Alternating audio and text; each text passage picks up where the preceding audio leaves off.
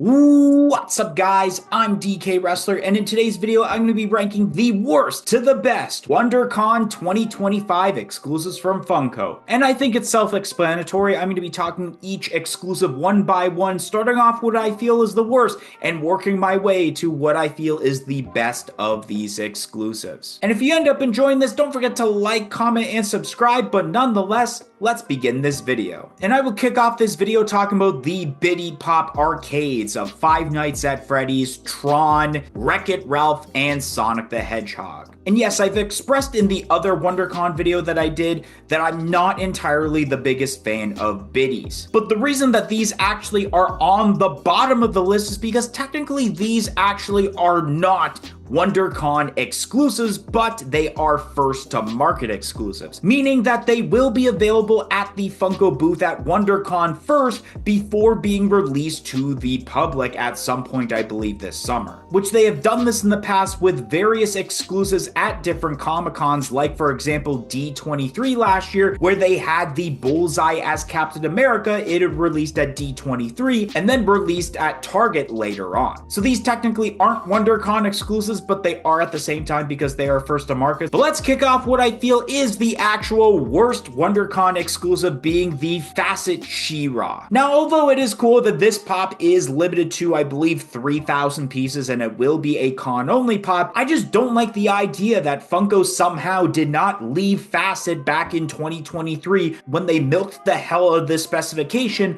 with the Disney 100 set. I've even seen the Spider-Man pop in person, considering Funko Shop exclusives were shared to GameStop here in Canada, and they don't look as good as they look in the Glam Shot. And I think that was basically the same scenario with this one, since Funko recently did do an unboxing on their Instagram showing off basically all the exclusives. And they also did confirm that this isn't going to be the last of the Facet pops, so yeah, I'm not really excited. Up next on the list will be the Captain America with speech bubble. Don't get me wrong, I like me some Captain America pops, I like me some Marvel pops, but I hate this new thing of the speech bubble. I think it's unnecessary to just have a character with the speech bubble, even if it is a famous quote. I know that at some point, me being an Office fan, there is rumored to be a Michael Scott with the That's What She Said bubble coming out. But like I mentioned, when that originally got announced, why make that when you have the original Michael Scott pop and on the top flap of the box, it does say That's What She Said. It just makes no sense for them to do these kinds of pops, in my opinion, and I just don't think it looks good with this Captain America. Next up would be the Daemon Targaryen from the House of the Dragon. Now, although I have not seen House of the Dragon because I've only seen 2 seasons of Game of Thrones, the thing that I can appreciate about this pop is that at least it's a little bit different compared to the other Daemon Targaryens that they've already done for the House of the Dragon lineup. So at least it's a bit different, unlike doing a Captain America that seems very similar to the other ones, but adding a speech bubble, and then doing a She-Ra and then adding some sort of stupid specification for it. Up next would be the Sasuke Uchiha Paw Encyclopedia from Naruto Shippuden. Now, this pop is okay, but I feel like with a lot of the different Naruto pops that this one seems pretty basic out of all of them. There isn't as much detail as there normally would be with a lot of Naruto pops, but I know that this pop will likely sell better than the 3 pops that I had already talked about on this list. Up next is the Invader Zim with mechanical legs from, of course, Invader Zim. It's not too often that we get Invader Zim pops, but I do feel like a lot of them aren't entirely the greatest. I mean, there are some cool ones, don't get me wrong, like that Pop Deluxe or the Rides or whatever, and there's also the Gur pop where he's eating pizza and he's covered with the cheese.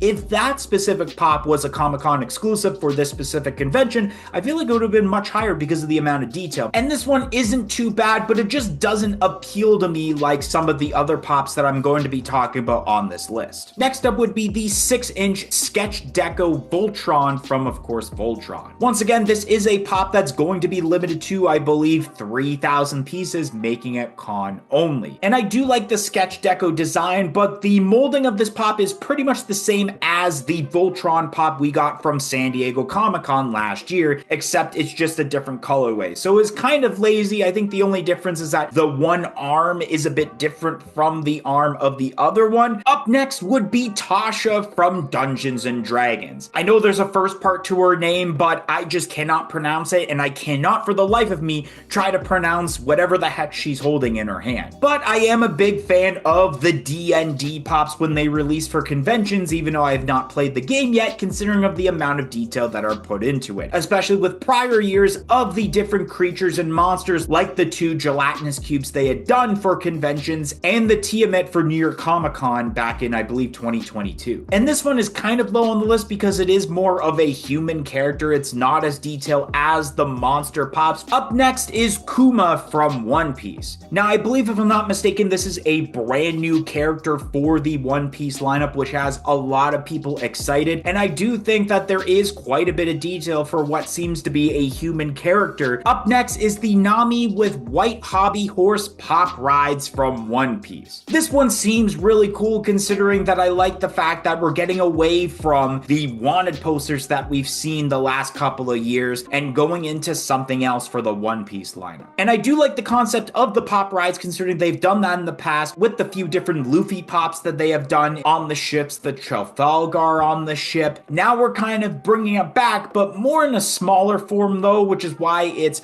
not really at the top. I can already tell that with how small this is and being considered a ride, that it's going to be a pretty big price point for how tiny this pop will end up being. Up next is the Madara Susanoo moments from Naruto Shippuden. Now, this is a pretty detailed looking pop. I love the sculpture and the detail involved with it, even though I have no idea what's going on. But after watching the live stream on Funko's Instagram showing off all the different exclusives and seeing how it actually looks, not in the glam shot, is what makes this pop higher than both of the One Piece pops. And I believe they did mention that this won't be the last of this style of Funko Pop throughout the year, whether that means we could see that for San Diego and New York Comic Con, or perhaps just regular GameStop exclusive or Hot Topic exclusives for that matter. But at the end of the day, what is the price point going to be? I know it's definitely going to be more expensive than that pop rides, considering rides are going for around 30 to 35 USD and moments are going for 35 to 40 USD. So this thing is probably going to be at least 40 USD, but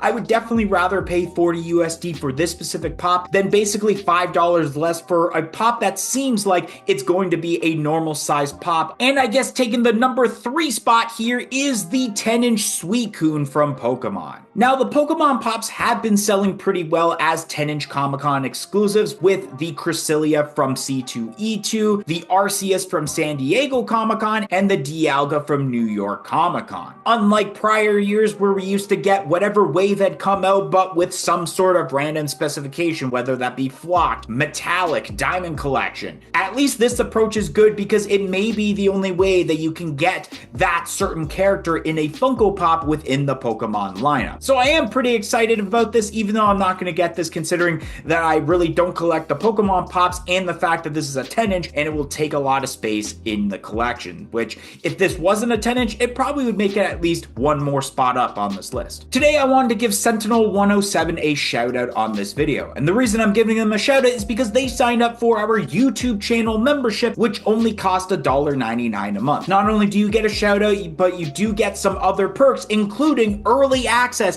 to every single video and shorts that we post on this channel. So definitely consider joining our YouTube channel membership. It will be greatly appreciated and it will help us out in the long run, especially because of how expensive Funko Pops are going to be very soon. But without further ado, let's continue this video. And now going on to the second best pop in my opinion, being the Anti-Cosmo and Wanda 2-pack from Fairly Odd Parents. It is absolutely amazing to see some more Fairly Odd Parents pops. We had the 3-pack that released for San Diego Comic-Con in 2023, and we didn't know when another pop was going to come out until this specific announcement. And then I guess also with the recently announced new wave of pops, including new Timmy, Cosmo, Wanda, and a couple of other pops added to the set. So having this Comic-Con exclusive here is pretty sweet, and it makes me excited for the other cons throughout the year, because who knows, maybe we will get other versions of Cosmo and Wanda, or perhaps Timmy, or maybe brand new characters, perhaps the Crimson Chin, as we all have been wanting for a while now. But I do think overall, besides my own personal reaction, that this is one of the biggest fan favorite pops of this entire convention. Which leaves to the best pop, in my opinion, being the tin toy from Toy Story. If you've watched this channel for a while, you know that I collect Toy Story pops, and I've been collecting them